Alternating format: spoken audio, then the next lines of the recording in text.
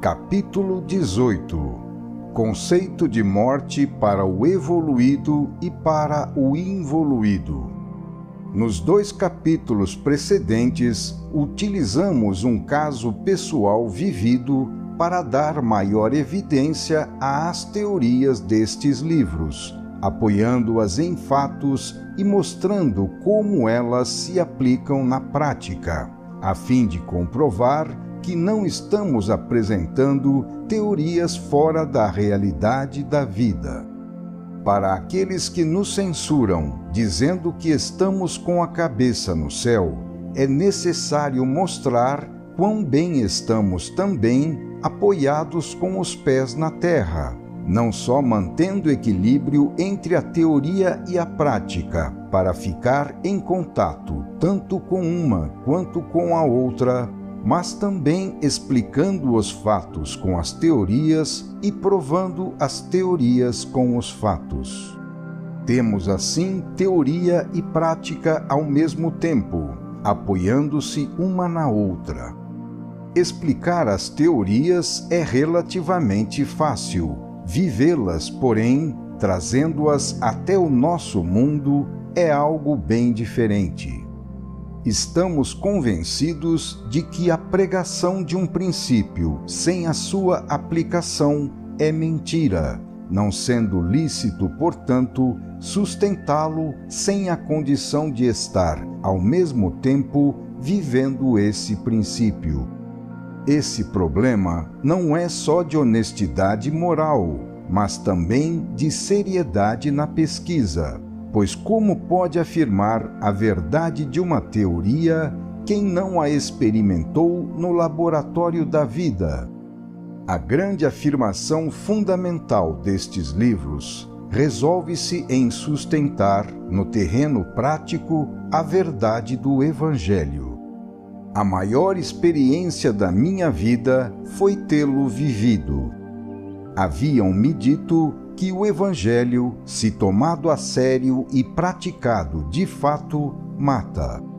Quis verificar se tal afirmação era verdade, dispondo-me, se necessário fosse, a ser morto, mas isso tão somente pela palavra de Cristo, e não por ter acreditado nas tolices humanas.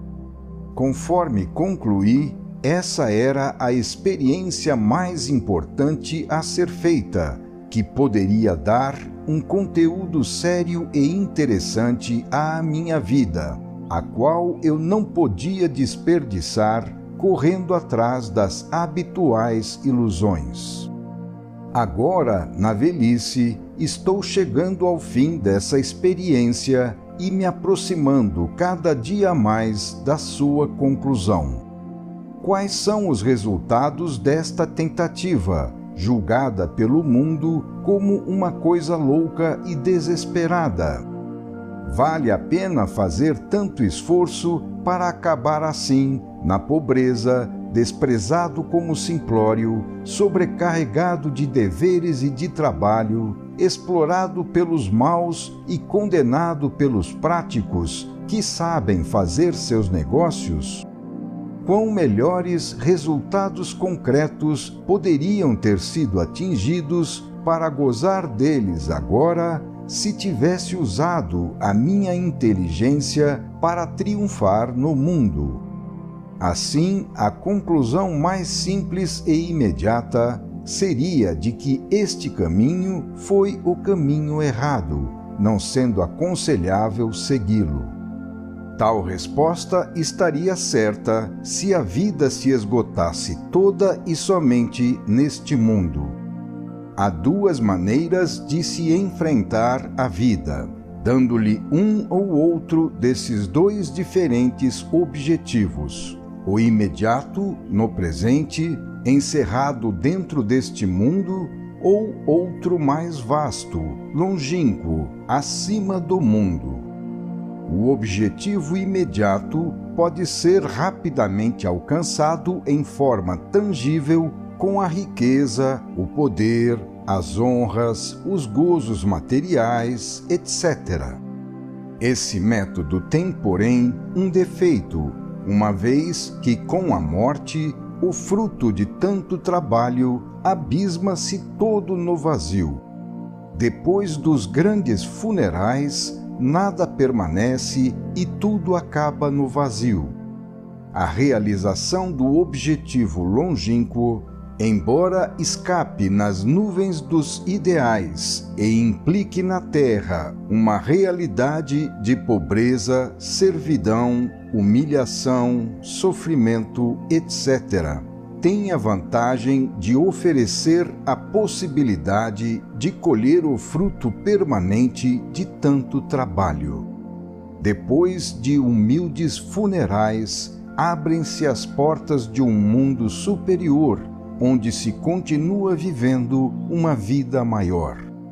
Sinceramente, devo confessar que agora, quando minha vida vai chegando ao fim, estou muito satisfeito por ter seguido esse segundo método, tendo mais sofrido do que gozado. Satisfeito por ter levado a sério a vida, que pode se tornar uma coisa imensa se lhe dermos também um imenso conteúdo. Satisfeito por não ficar chorando na velhice com saudade de um passado que acabou, mas, pelo contrário, alegrando-me com a aproximação de um futuro melhor, sempre desejado. Perante a morte que se avizinha, sinto claramente que o método do Evangelho tinha razão e venceu, enquanto o método do mundo falhou. Se eu tivesse seguido o método do mundo, estaria agora olhando para o abismo que estaria se abrindo aos meus pés e voltando tristemente a me apegar ao passado morto, na desesperada e vã tentativa de ressuscitá-lo. No entanto, pelo contrário, nada pode me dar tanta alegria como a sensação da vida nova que se aproxima e o pensamento de que o tempo fatalmente me leva para ela, porque a morte não é o fim, mas apenas a libertação de uma forma de vida inferior que abre as portas para outra, superior. A morte, ponto final e conclusão da vida. Esse é o assunto que quero focalizar neste último capítulo e, com isso, encerrar este livro. A morte do homem material, astuto e egoísta, apreciado pelo mundo porque sabe vencer, e a morte do homem espiritualizado, evangélico e altruísta, desprezado pelo mundo. A morte que para o involuído, situado do lado do antissistema, é queda, e a morte que para o evoluído, situado mais próximo do sistema, por ter subido com o seu esforço, é salvação. A morte que para o involuído é falência, porque ele, não podendo levar nada consigo, tem que deixar todas as coisas neste mundo, e a morte que para o evoluído é triunfo, pois ele, tendo-se apegado aos valores eternos, nada pode perder do fruto do seu trabalho. E não se pode dizer que esse assunto seja apenas teórico e desinteressante por estar fora da realidade, porquanto não há quem não tenha de chegar neste ponto final. Procuremos, então, antes de tudo, entender o que é a morte. Todos, inclusive quem não conhece ou nega a teoria do sistema e antissistema, estamos mergulhados neste dualismo universal e vamos, com a vida e a morte, oscilando de um polo ao outro. A própria ciência já admite a existência de um anticosmo, no qual tudo que é positivo encontra a sua contrapartida negativa, de modo que cada molécula teria a sua antimolécula, cada estrela a sua antiestrela, cada galáxia a sua antigaláxia, etc. Existiria, assim, um anti-universo constituído de antiátomos e antimatéria. Eis que a nova ciência está se encaminhando para o conceito de sistema e antissistema. Essa é a razão pela qual somos feitos de corpo e espírito, que representam os dois polos opostos e complementares do mesmo dualismo. A morte é somente do corpo, que pertence ao antissistema, enquanto a vida é qualidade do espírito, que pertence ao sistema. O princípio da geração pertence à positividade do sistema. O princípio da morte é a sua posição emborcada, que pertence à negatividade do antissistema. Vemos em nossa própria existência funcionarem o sistema e o antissistema, sempre em luta um contra o outro, na qual o princípio positivo do sistema está sempre gerando e o princípio negativo do antissistema está sempre matando.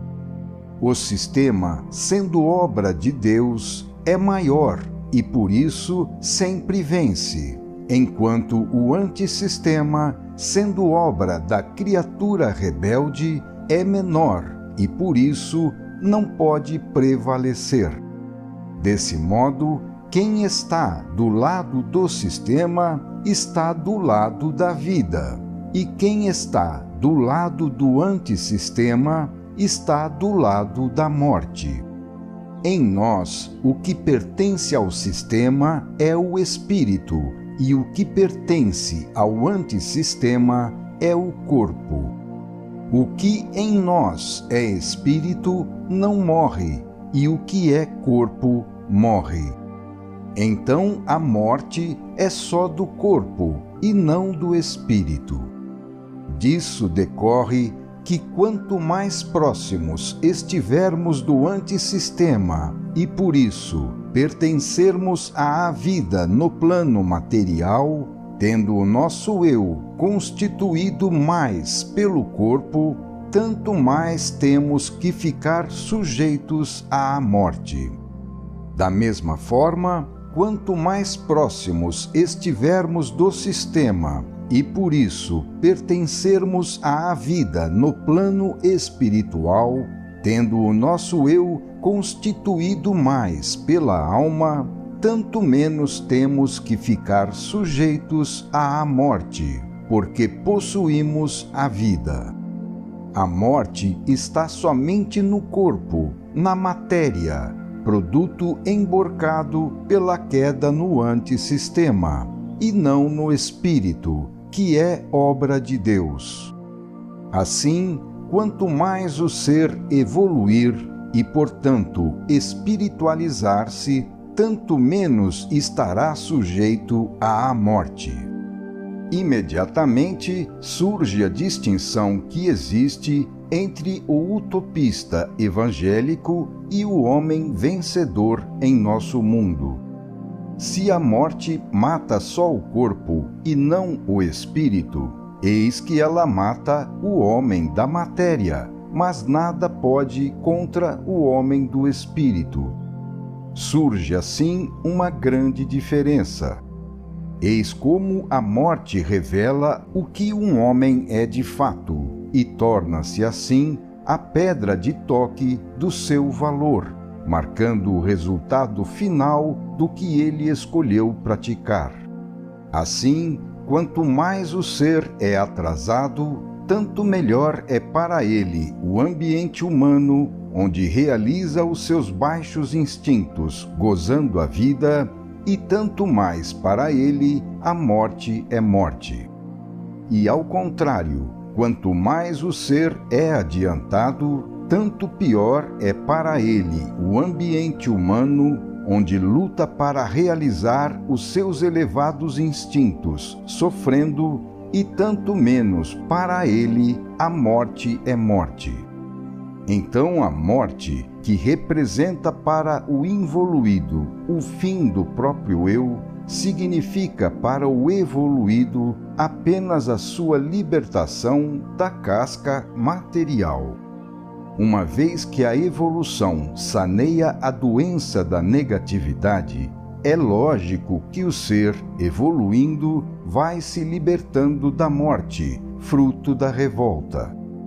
Assim, com a morte, o sofrimento para o ser é tanto maior quanto mais ele é involuído, e tanto menor quanto mais ele é evoluído. Compreende-se, então, a razão pela qual é tão natural para o ser atrasado ter medo da morte, consequência lógica da sua posição de involuído, próxima do antissistema. Mergulhado na ilusão da qual está feita toda a sua vida, ele julga que com a morte chega o fim de tudo, enquanto o ser adiantado, pelo contrário, não a teme, pois sabe que se trata somente da continuação da vida numa forma melhor. As religiões ensinam essa verdade, mas apenas por meio da fé, pois para os seres não evoluídos, que por isso não podem entender, esse é o único expediente que se pode usar.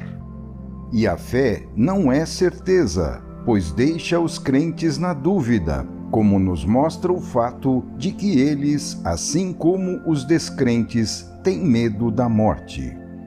Tudo isso, porém, é providencial, pois é necessário que o ser atrasado fique amarrado ao terreno das duras experiências terrenas, que, apesar de dolorosas, são indispensáveis para ele evoluir e representam o único meio de salvação.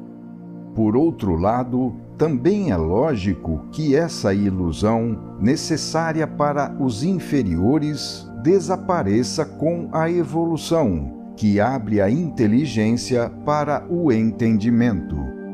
Eis então como e por que a vida do involuído está continuamente repleta do medo da morte. Ele está desesperadamente apegado à sua forma de existência, que apesar de ser uma forma inferior, é a única que ele conhece e que para ele representa toda a vida. Aqui é necessário esclarecer um fato. Viver significa existir, e por isso é algo tão fundamental que nenhum ser, por mais involuído que seja, pode renunciar à vida.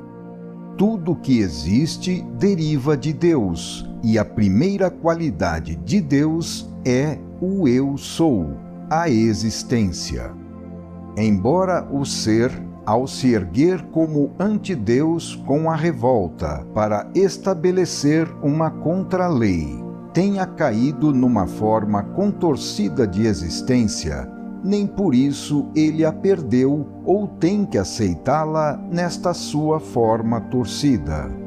Assim, a revolta não pôde aniquilar, mas apenas momentânea e tão somente na superfície, pertencente ao antissistema, emborcar ao negativo na morte, como interrupção de vida, o princípio fundamental do Eu Sou, que está em Deus, na profundeza, pertencente ao sistema.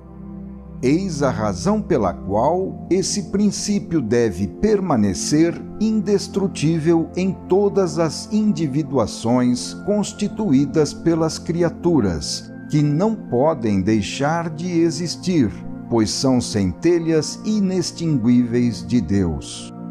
A existência pode mudar, assumindo uma forma invertida, na qual, em vez de continuar inalterável, torna-se despedaçada a cada passo pela morte, mas não pode ser aniquilada. O ser não possui o poder de se destruir, tornando-se definitivamente um não-ser, num estado de absoluta não existência.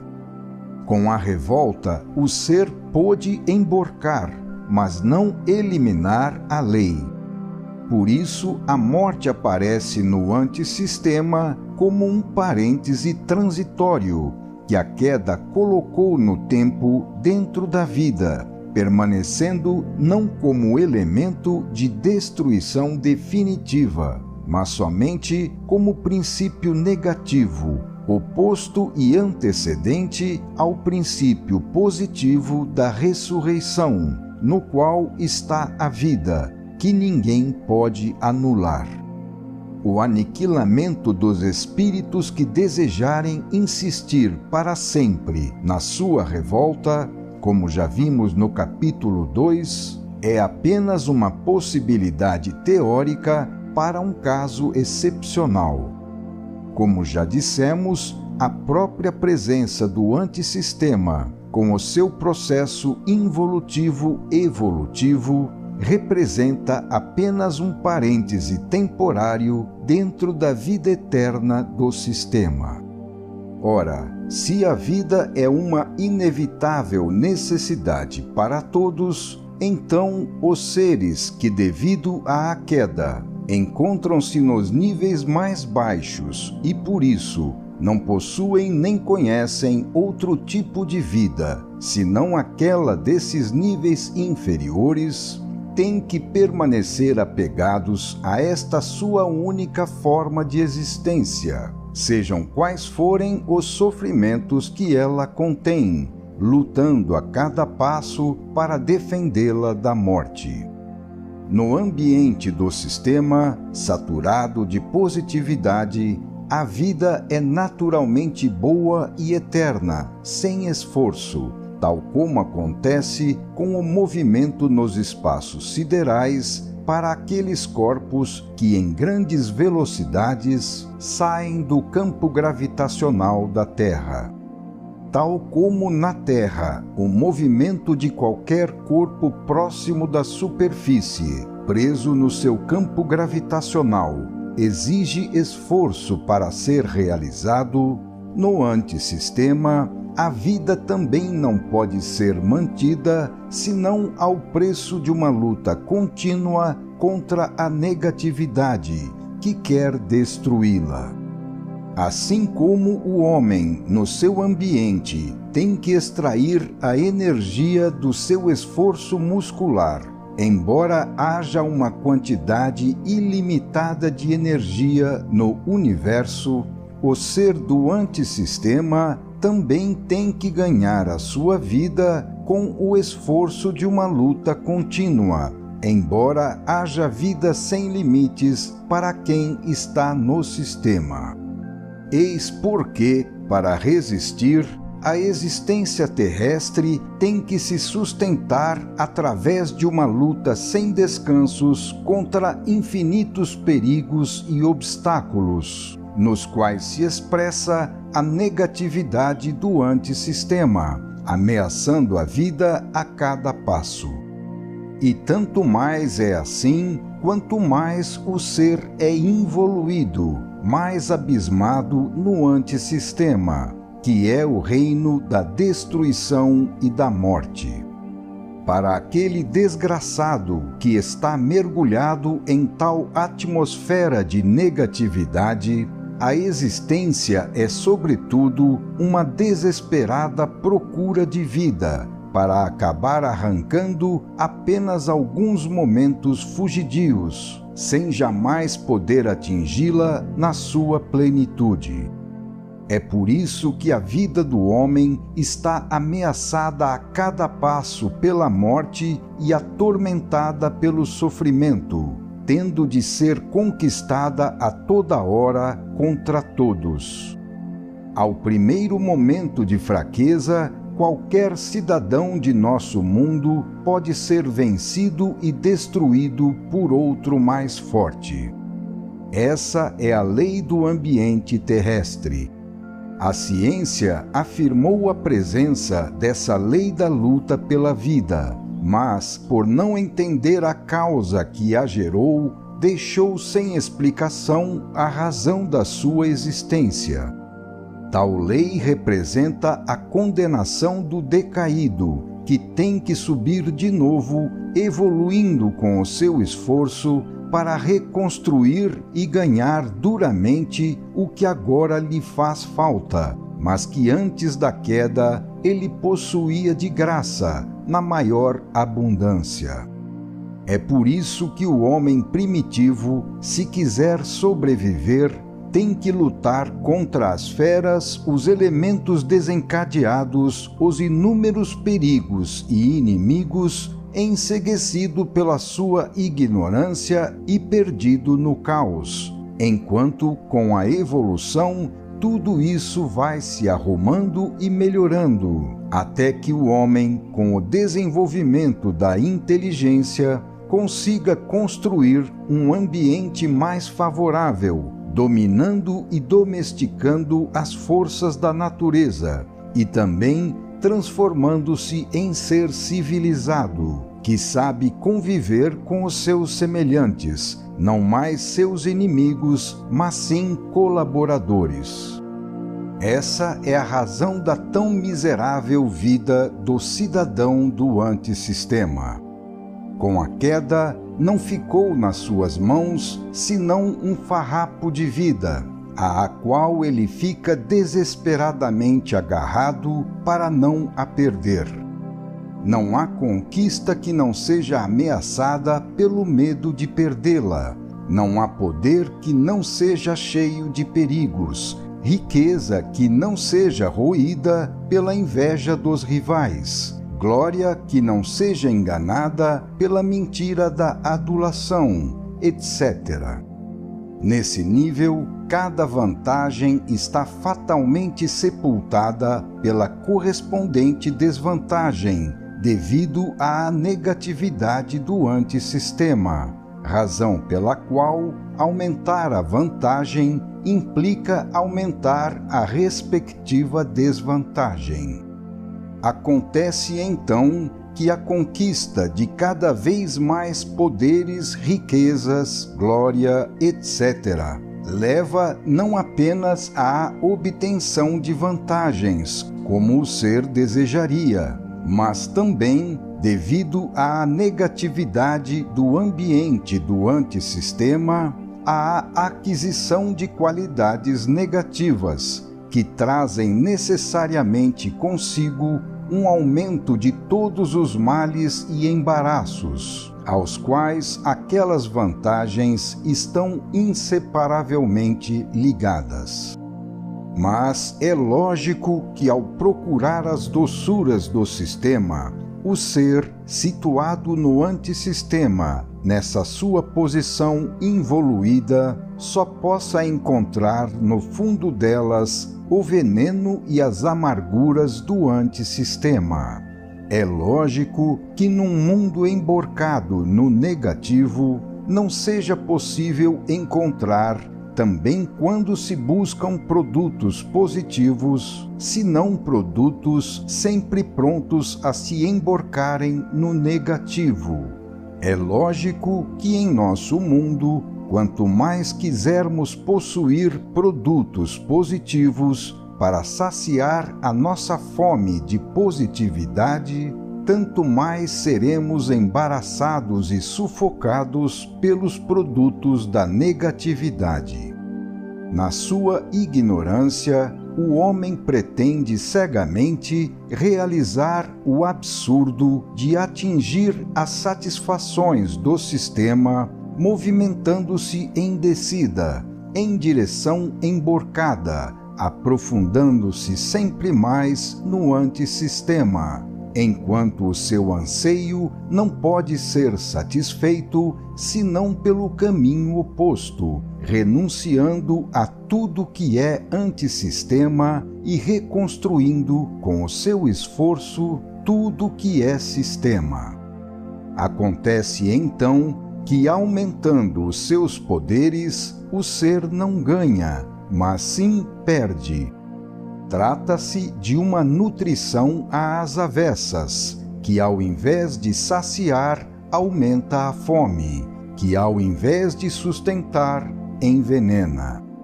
Tudo é lógico e não poderia ser diferente. Temos, desse modo, uma explicação racional não apenas para os ditames sustentados pela ética e pelas religiões, mas também para a inconciliabilidade entre Cristo e o mundo. Observamos assim o que é a morte e a vida para o biótipo atrasado, cidadão do antissistema, forte e hábil vencedor em nosso mundo. Vejamos agora o que acontece do lado oposto, observando o que é a morte e a vida para o biótipo evoluído, que vai se aproximando do sistema, aquele homem evangélico que o nosso mundo despreza como fraco e utopista. A maior punição para o involuído, que se encontra do lado do antissistema, é automática e está no fato de que, na sua ignorância, ele julga que a sua vida material seja a única e verdadeira, tomando a sério, assim, uma vida que é somente uma existência inferior de condenado. A maior vantagem para o ser adiantado, que se encontra do lado do sistema, está no fato de que ele não aceita tal ilusão, porque entendeu que a verdadeira vida é outra, é aquela vida imorredoura, e não a temporária e perecível na matéria. Eis que existe para ele uma vida maior e melhor, pela qual se justificam e se compensam os sofrimentos humanos, e na qual não há morte. Ressuscitando e continuando, a vida vence a morte, encontrando finalmente um apoio firme em algo estável e verdadeiro, que não pode ser destruído e não se resolve numa ilusão. Então esse homem, julgado pelo mundo como um ser sonhador, vivendo fora da realidade, é o único a ter sua vida apoiada num ponto positivo, que não acaba num engano, como acontece com as coisas do mundo. Tudo depende da forma mental que possuímos, com a qual julgamos tudo. É lógico que o ser, vivendo emborcado no antissistema, julgue verdade o que é ilusão, porque pela sua própria posição ele não pode deixar de ver tudo às avessas. E é lógico também que o ser próximo do sistema julgue a ilusão de fato uma ilusão, porque pela sua posição ele não pode deixar de ver tudo de maneira correta. É essa diferente percepção que desloca os conceitos e os valores dos dois biótipos.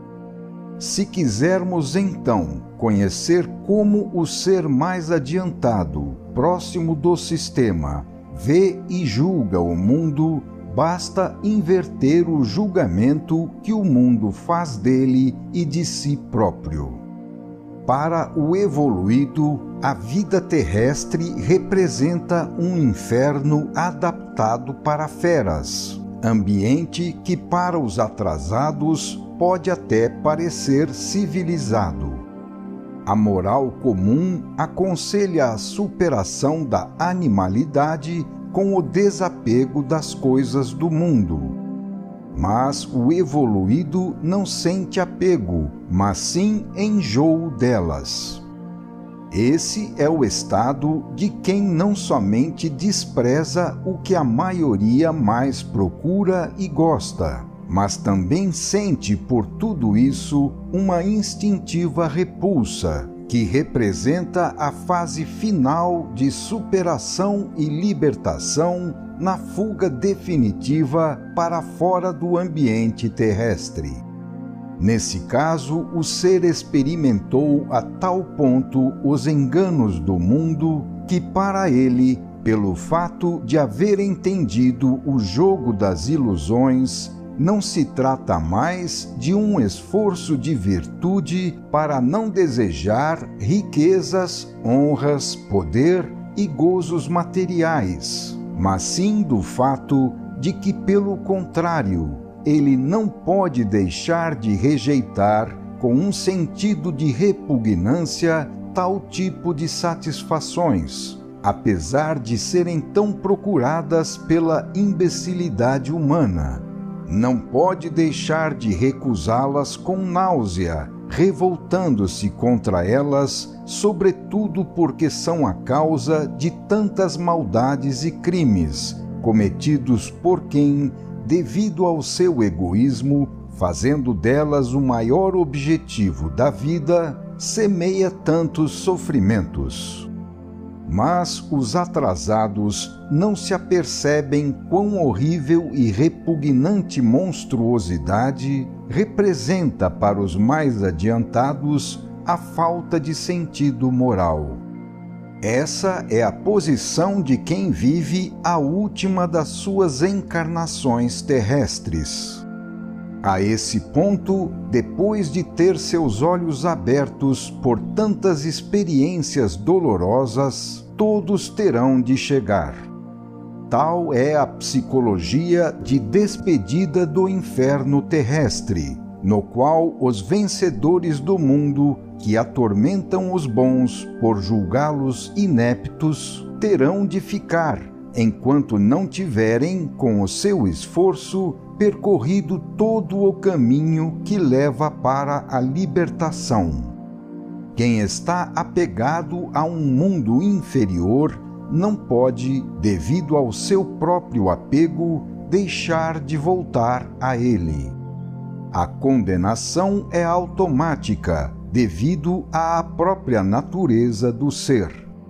Até que tenha aprendido toda a lição, através de incontáveis dores e desilusões, esse tipo de homem ficará preso a essa forma de existência e a todos os males a ela inerentes. A vitória do homem do mundo é a sua maior condenação, pois constitui aquilo que o prende sempre mais à sua prisão. Julgando os bons como fracos, ele os agride, explora e esmaga, acreditando com isso vencer e ganhar. Isso, no entanto, serve apenas para que os bons sejam expelidos para fora do inferno, dentro do qual os agressores, com a sua ação, vão se radicando cada vez mais. Os bons e perseguidos sofrem, mas sobem, e subindo, ganham. Os maus e perseguidores vencem, mas descem, e descendo, perdem a partida maior.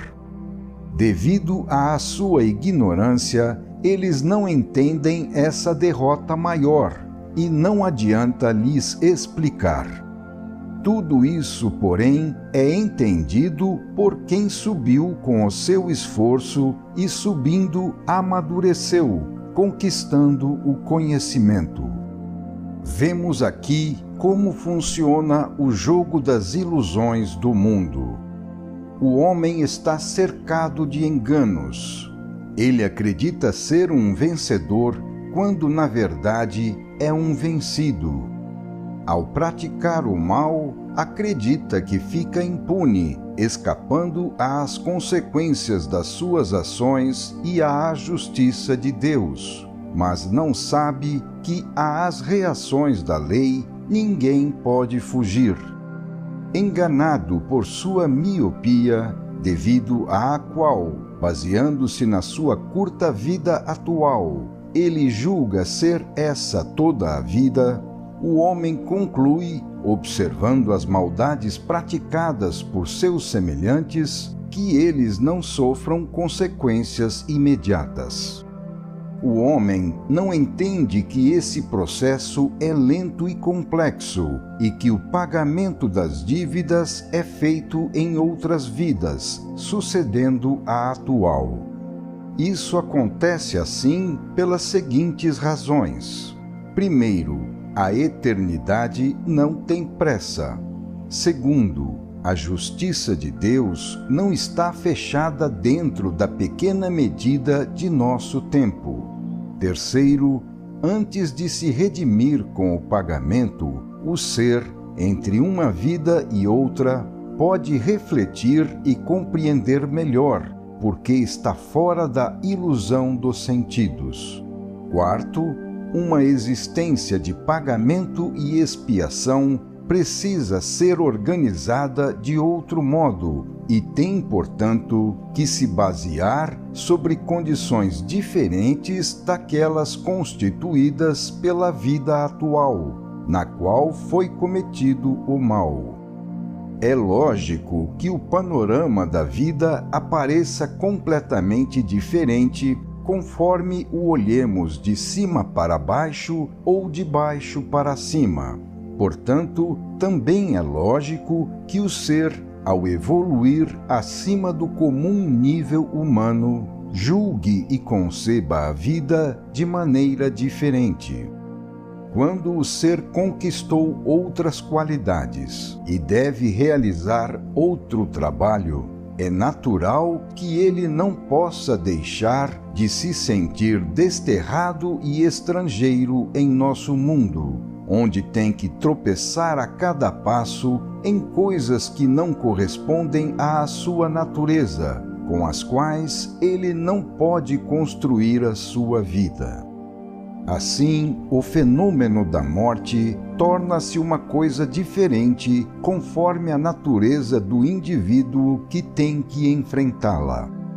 Esquecê-la não é possível, porque a vemos aparecer entre nós a todo momento, conduzindo ora um, ora outro, sempre pronta para todos. O homem do mundo procura deixar de vê-la, atordoando-se com a corrida atrás das coisas materiais que lhe dão a ilusão da realidade e enchendo de barulho os sentidos para tentar esquecê-la, adormecido na inconsciência. Mas um secreto terror aninha-se em sua alma quando ele pensa neste fim, que arranca dele tudo o que mais ama e defende. Por sua vez, o homem espiritual, perseguido pelo mundo, pensa com tranquilidade na morte, porque ela não pode lhe tirar nada, uma vez que o seu tesouro está nas coisas espirituais, as quais ele leva consigo. Quem vive em função de uma existência superior e não do mundo, não perde nada deixando a terra, pois sabe que assim, pelo contrário, sairá do inferno e por isso regozija-se pela sua libertação. Uma vez que os dois tipos estão biologicamente situados nos antípodas, é lógico que as suas concepções sejam uma o reverso da outra. Para o homem do mundo, a morte é o término da vida. Para o homem espiritual, ela é o início de uma vida mais alta. Para o homem do mundo, a morte é uma condenação que destrói a felicidade, pois ele a considera situada no corpo. Para o homem espiritual, a morte é uma libertação que abre as portas para a felicidade, pois ele a considera situada no espírito. Para o homem do mundo, a morte é morte. Para o homem espiritual, a morte é ressurreição. Para um, ela é motivo de tristeza, porque tira a vida. Para o outro, é motivo de alegria, porque traz um aumento de vida. É natural que a evolução leve a um aumento de positividade e, portanto, de vida, e que nos níveis mais involuídos prevaleça a negatividade e, portanto, a morte. Quanto mais perto do antissistema está o ser, tanto mais a sua vida está no corpo ao invés de estar no espírito, tanto mais a sua vida está na superfície ou forma, ao invés de na profundeza ou substância, e tanto mais destrutiva para ele é a morte. Enquanto o ser não acordar na vida do espírito, tornando-se vivo e consciente nesse nível, ele não poderá gozar da sua imortalidade. Enquanto se identificar com o seu corpo, ele julgará que irá morrer quando seu corpo morrer. Assim, quem não aprendeu a estar vivo e consciente no espírito, não poderá sobreviver acordado após a morte, mas apenas adormecido. É lógico que, estando convencido de que a vida está apenas no corpo, quem perde o corpo tenha a sensação de ficar sem vida. Assim, ele continua vivendo, mas num estado de asfixia, sozinho, nas trevas, desesperado no vazio, perdido no vácuo de si mesmo. A terrível autopunição do involuído é a sua ignorância, pois ela o deixa acreditar que, apegando-se às coisas do mundo, possa ganhar a vida, quando de fato ocorre o contrário, pois desse modo ele desce e se enraiza cada vez mais no antissistema, o reino da morte, sendo levado a perder a verdadeira vida ao invés de ganhá-la. Essa é a lógica consequência da posição emborcada em que o ser se colocou com a revolta, condição na qual ele não pode deixar de conceber tudo às avessas. Quem escolhe o caminho da descida vai para a morte, e quem segue o caminho da subida vai para a vida. Assim está escrito nas próprias leis da existência, e ninguém pode impedir isso. Paralelamente, ocorre o contrário para o evoluído. Enquanto o ser atrasado luta desesperadamente para conservar a sua efêmera vida inferior, seu único tesouro, o adiantado não consegue suportá-la, senão a transformando num meio para realizar alguma coisa superior, que concorde com os seus instintos e pertença ao seu plano de vida. A orientação e os objetivos da vida do evoluído estão nos antípodas aos do involuído. O evoluído é idealista, o involuído é materialista. O involuído realiza toda a sua vida aqui na Terra. O evoluído irá realizá-la na sua plenitude somente amanhã, porque para ele a verdadeira vida inicia-se no momento em que tudo, para o outro, parece acabar com a morte.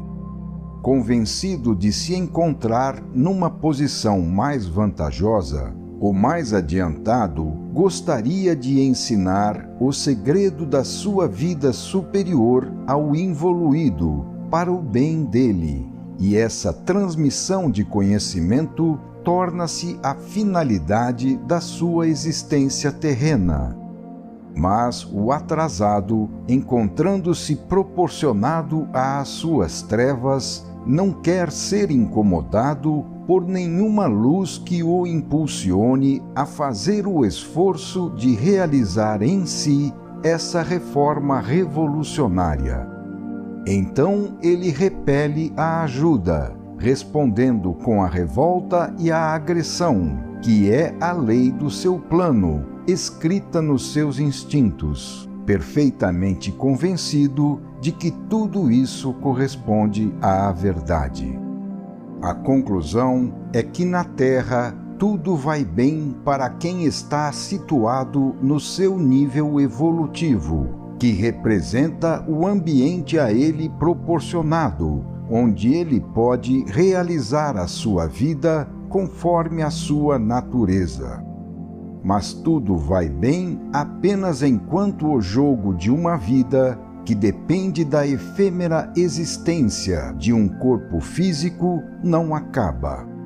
Por outro lado, tudo vai mal para quem, na Terra, não se encontra no seu próprio nível evolutivo, pois estando fora do seu ambiente natural, ele não pode realizar a sua vida conforme a sua natureza, mas tem que suportá-la com muito sofrimento.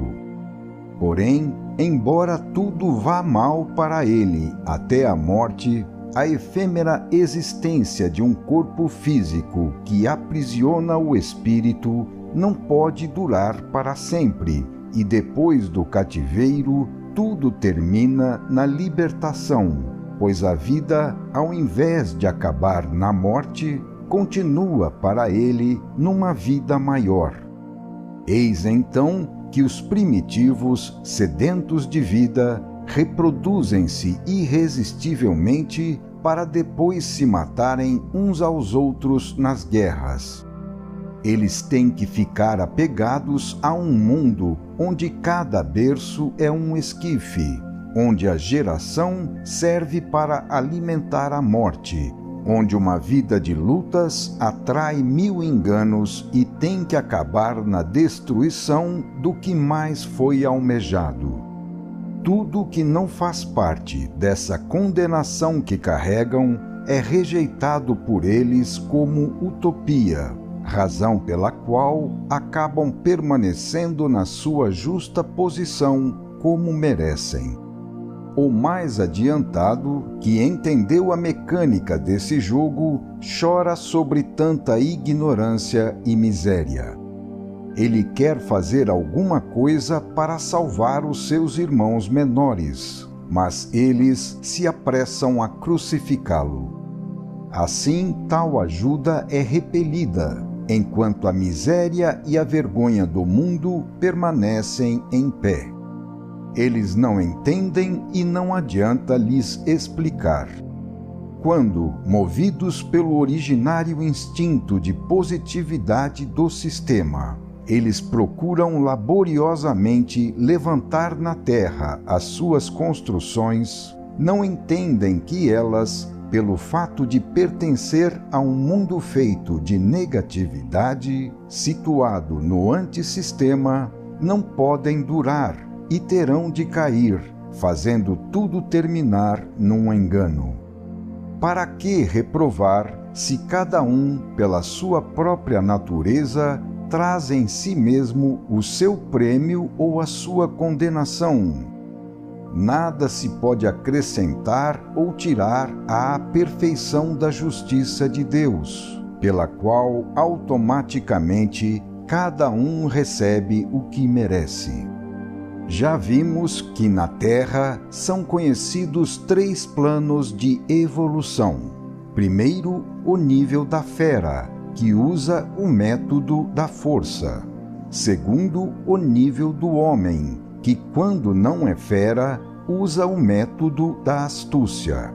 Terceiro, o nível do super-homem, que usa o método da honestidade e da justiça. Estes níveis situam-se um acima do outro. Cristo ensinou o método do nível mais adiantado, no qual aqueles dos outros níveis, transformando-se por evolução, terão de chegar. Assim, Cristo antecipou e preparou as novas realizações do futuro, indicando-nos um mundo onde basta cada indivíduo cumprir o seu dever a respeito dos outros para que os outros o cumpram em relação ao indivíduo. Um mundo às avessas do atual, oposto a esse nosso mundo e ao seu jogo bonito e saboroso de farejar de longe o tipo honesto para explorá-lo, acreditando que a inteligência não consiste em fazer o próprio dever, mas sim em se aproveitar daqueles que o cumprem.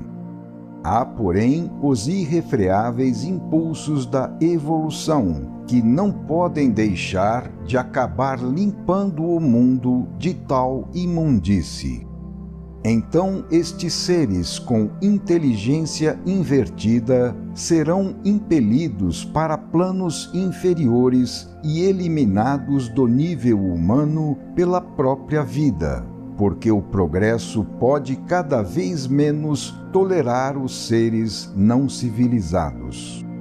Com o exemplo, Cristo nos mostrou a superioridade do seu método, porque, deixando-se crucificar, movimentou as leis da vida, que depois constrangeram o mundo por milênios a se ajoelhar perante a sua imagem de crucificado.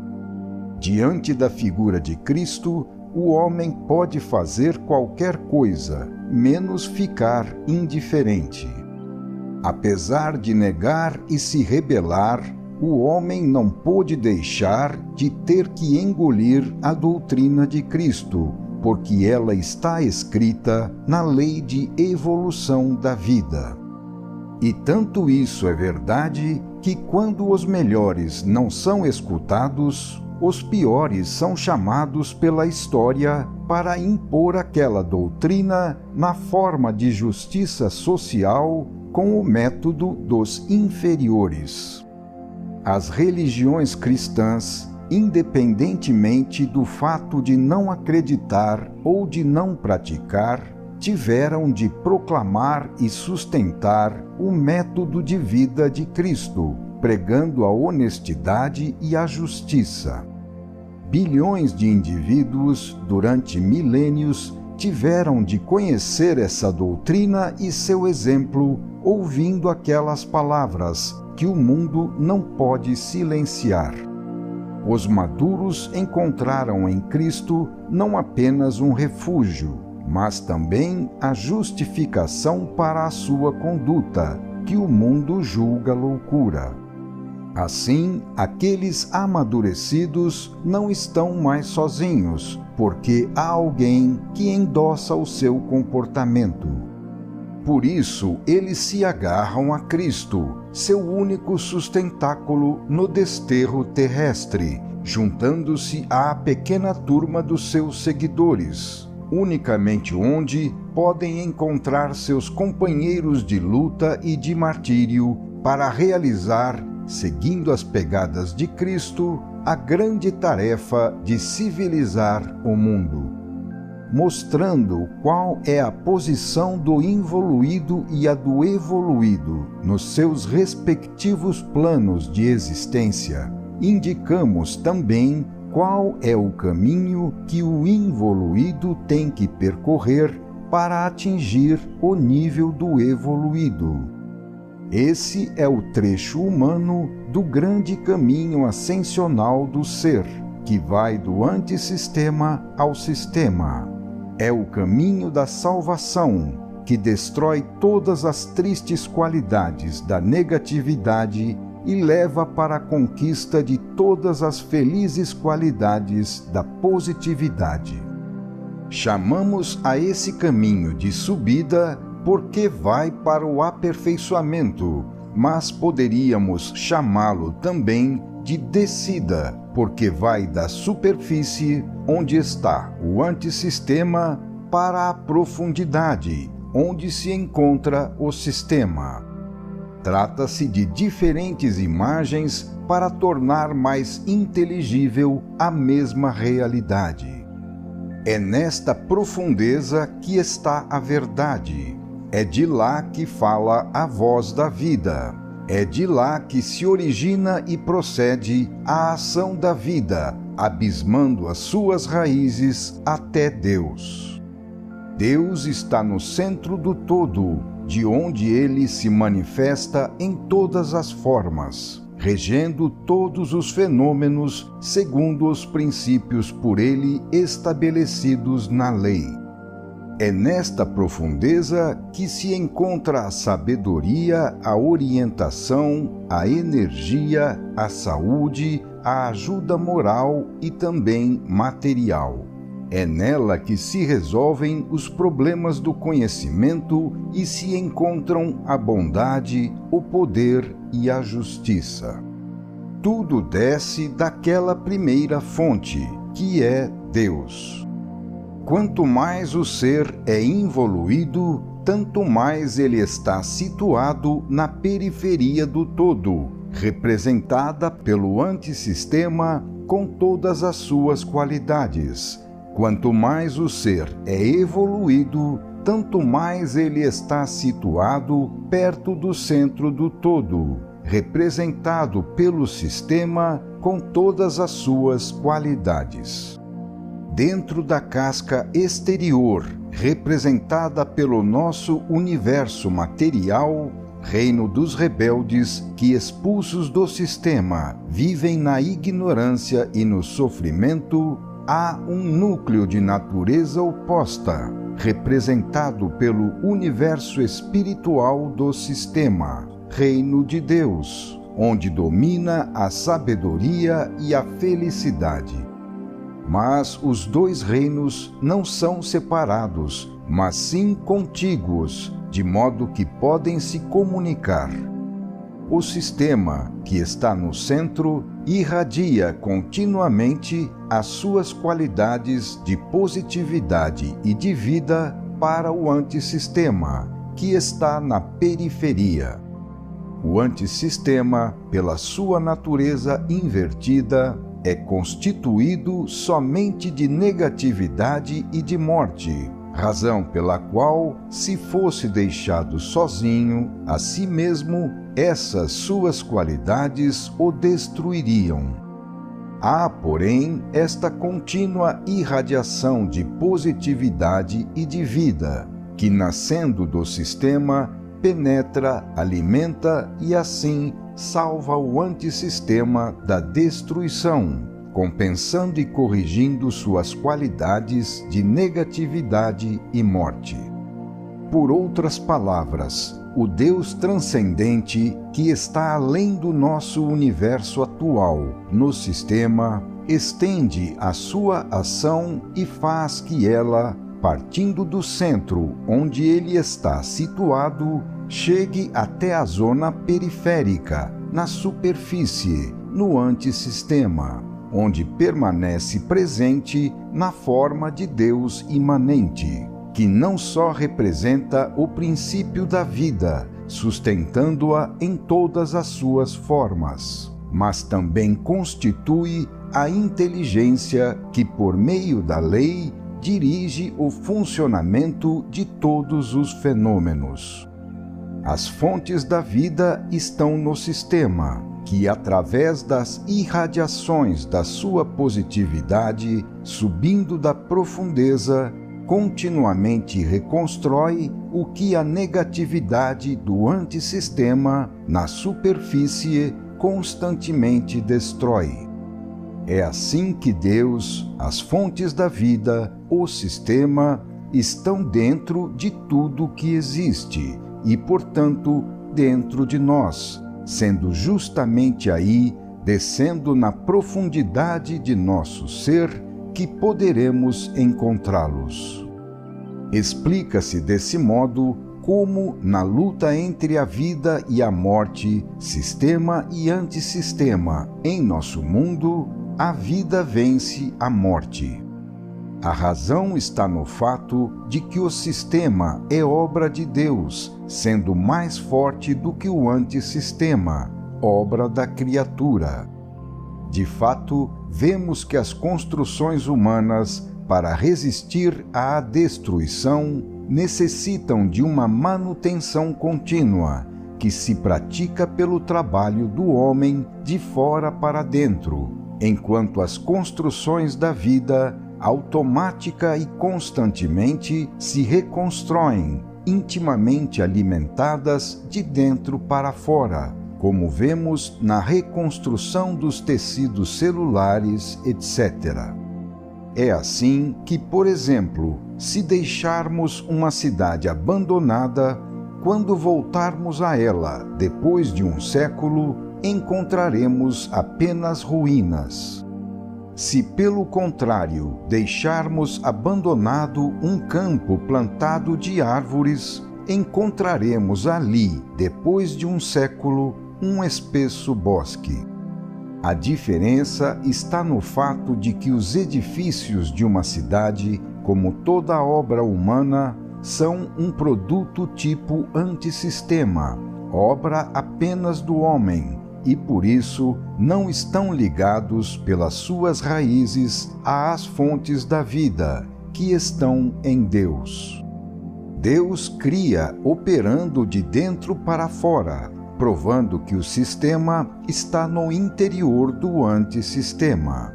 O ser destrói de fora para dentro, matando o corpo, provando dessa forma que o antissistema é exterior ao sistema. Cada um trabalha conforme a sua posição no todo. Em nosso mundo, encontramos os dois elementos, o do sistema construtivo e o do antissistema destrutivo, a vida e a morte em luta entre si.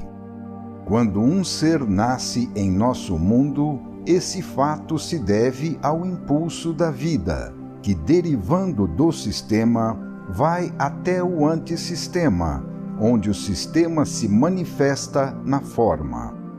Mas, tão logo isso acontece, a negatividade do antissistema começa a corroer e vai consumindo o poder daquele impulso, até prevalecer sobre ele, quando então chega a morte.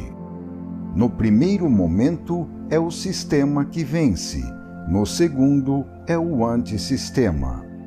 Temos assim um universo dualista, devido à revolta que o despedaçou em dois momentos opostos. Temos na profundeza a vida e na superfície a morte. A tarefa do sistema é sempre gerar a vida. A função do antissistema é destruí-la. Se dentro do antissistema não existisse o sistema, se o nosso universo não fosse animado e sustentado pela presença imanente de Deus, tudo teria fracassado há muito tempo, destruído pela negatividade do antissistema. Se não houvesse a negatividade do antissistema, então, tal como acontece no sistema, não existiria a morte e a vida seria eterna. É assim que quanto mais longe do sistema está o ser, mergulhado no antissistema, tanto mais ele é matéria inerte, na qual a consciência do espírito está adormecida, ao passo que quanto mais o ser, evoluindo, emerge do antissistema e se aproxima do sistema, tanto mais ele adquire vida e se potencializa como vida, despertando a consciência do espírito.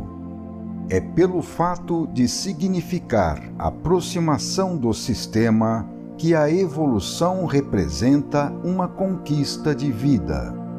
É por isso que, por meio da evolução, cada vez mais se fortalece o poder da vida e se enfraquece o poder da morte, até que, ao se concluir o processo evolutivo, com o regresso ao sistema, o antissistema desaparece, desaparecendo junto com ele a morte, e a vida volta a ser eterna, acima da dimensão tempo, produto da queda, que é então reabsorvido pela evolução. Mostramos neste volume os duros efeitos da queda, mas também os caminhos da salvação. Temos agora o diagnóstico do mal e os remédios para o tratamento. A conclusão é que, com a evolução, temos nas mãos a chave de nossa salvação, o meio para a conquista da felicidade e da vida eterna. Se com a revolta o ser involuiu no antissistema, ele pode, com a evolução, voltar ao sistema. Essa nossa conclusão não é novidade, porque é uma ética que coincide com a ética do Evangelho e com aquela repetida pelas religiões, num consentimento quase universal que a confirma, provando a verdade das nossas teorias. A novidade está na forma mais convincente, na qual apresentamos tal verdade. As religiões apoiavam-se e se apoiam na fé cega porque falavam e ainda falam a seres que, por não entenderem o valor das provas racionais, não podem ficar convencidos, sendo incapazes de ser impressionados pela sua lógica. Nem a filosofia abstrata, nem a ciência, limitada apenas ao que parece objetivo, podiam introduzir essa ética na vida e torná-la atual. Para chegarmos às nossas conclusões, era necessário possuir uma visão clara da estrutura do universo, mostrada em nossos livros precedentes. Para que tais conclusões fossem aceitáveis, era preciso apoiá-las no único argumento que todos entendem e que a todos convence, de valor prático e concreto, constituído pela própria utilidade. É sobretudo nisso que nos baseamos.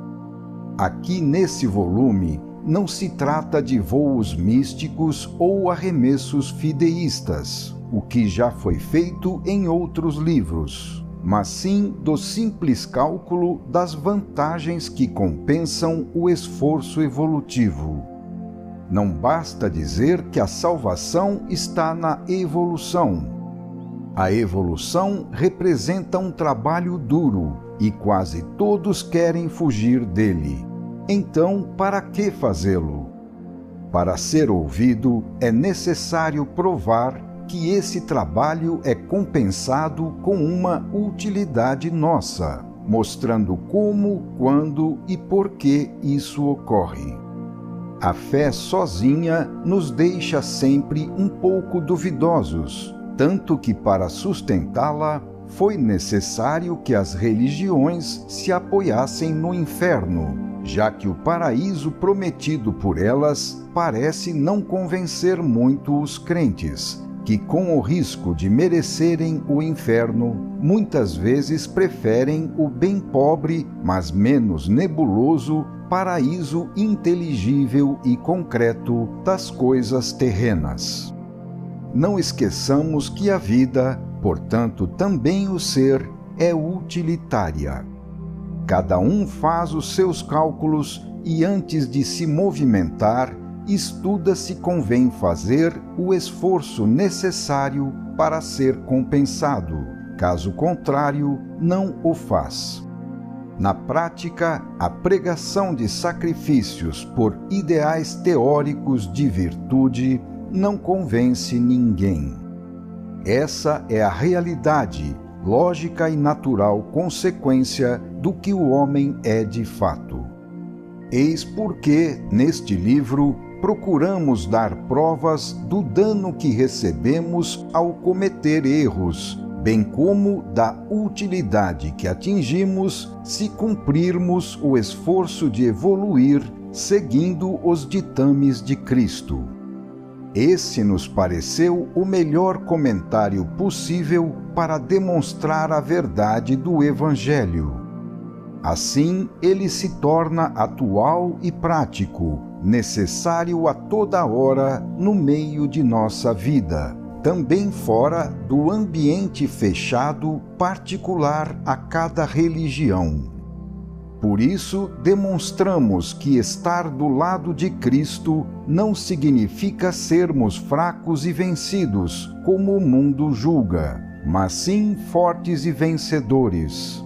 Não significa sermos ignorantes, mas sim sabedores, porque melhoramos as condições de nossa existência, enquanto acontece o contrário para os vencedores do mundo, vítimas das suas ilusões, em virtude das quais, acreditando ganhar, eles perdem. Assim, contra a moral dominante nos fatos, aparentemente verdadeira, demonstramos a verdade da moral oposta, aparentemente absurda, que está no Sermão da Montanha e nas bem-aventuranças do Evangelho. Trata-se tão somente de nos tornarmos mais inteligentes para compreender o truque dos enganos do mundo e não cair mais neles, para entender que o caminho para obter a nossa verdadeira vantagem é outro. Aos homens práticos e positivos, quisemos provar não só que vale a pena, mas também que é bom negócio, de fato o melhor negócio possível, tomar o Evangelho a sério e vivê-lo. Trata-se do nosso sofrimento ou da nossa felicidade, problema fundamental. Explicar racionalmente qual é o melhor método para alcançar a felicidade é a minha grande vingança contra os meus semelhantes, pelas expoliações e esmagamentos que, para cumprir o meu dever, tenho recebido ao longo de minha vida, num mundo onde, infelizmente, parece que o maior crime, aquele mais desprezível, punido e raramente perdoado, é ser honesto. O que se pode fazer de mais útil para o bem dos outros, coisa urgentíssima em nosso mundo? Não será procurar civilizar os primitivos, explicando para eles onde está a sua verdadeira vantagem para que não sofram mais, continuando sempre a cometer erros? São Vicente, Páscoa de 1961. Final do capítulo 18 e final do livro Queda e Salvação.